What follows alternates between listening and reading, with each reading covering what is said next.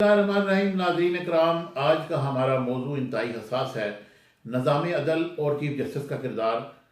पाकिस्तान के 16वें chief justice की हैसियत से जनाब जस्टिस आसफ सईद खोसा ने हलफ उठा लिया है और उनसे हलफ जनाब सदर पाकिस्तान आरिफ अलवी ने लिया।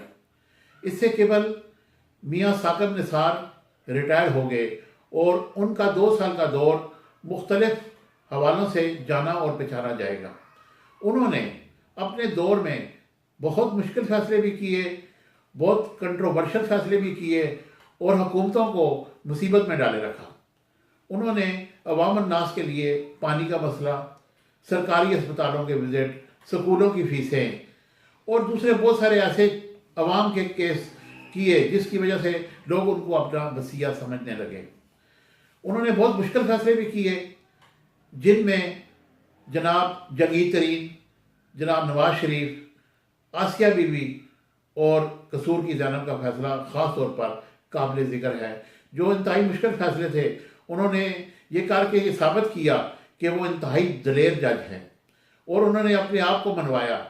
लेकिन दूसरी तरफ से उनके फैसलों की वजह से हुकूमतें नाला रहीं। इवन के इमरान खान भी उनके आखिरी दौर में उनसे नाखुश थे। नवाज शरीफ तो थे ही, क्योंकि उनको उन्होंने जेल में भी भेज दिया, नाअहल भी कर दिया।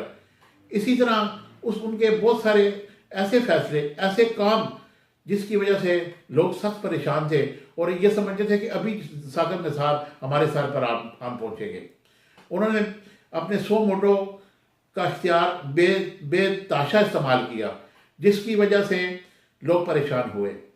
और अब जनाब आसफ सईद खोसा साहब, उन्होंने आते ही पहली तकरीर ये की कि 100 मोटो का कम से कम इस्तेमाल किया जाएगा और इसके लिए बाकायदा तौर पर कोई तरीक़ाकार वज़ा किया जाएगा ताकि जो लोग इससे परेशान हैं उनकी परेशानी ख़त्म हो सके।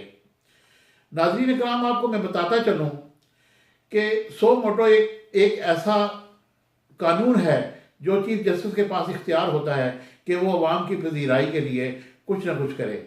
लेकिन अब आप देखें, इससे केवल चौधरी इफ्तिखार साहब ने रेंटल पावर का जो 100 मोटो लिया, रेकोडिक का जो 100 मोटो लिया, उसकी वजह से भी पाकिस्तान को इंतहाई नुकसान हुआ। इस तरह के फैसले हुकूमतों पर छोड़ने चाहिए, ना कि अदलिया इस पर किरदार अदा करे। अब दूसरी तरफ आप ये देखें, जब जनाब मियाँ साकिब निसार साहब जब रिटायर हुए तो 17 लाख मुकदमात जो है वो ज़ेर इल्तवा अभी तक चले आ रहे हैं। और आसफ सईद खोसा से लोग ये उम्मीद रखते हैं कि वो बाअहसन तरीके इन मुकदमात को ख़त्म करने में और लोगों को इंसाफ दिलाने में अपना किरदार अदा करेंगे और लोगों को इन परेशानियों से निजात मिलेगी। Thank you very much.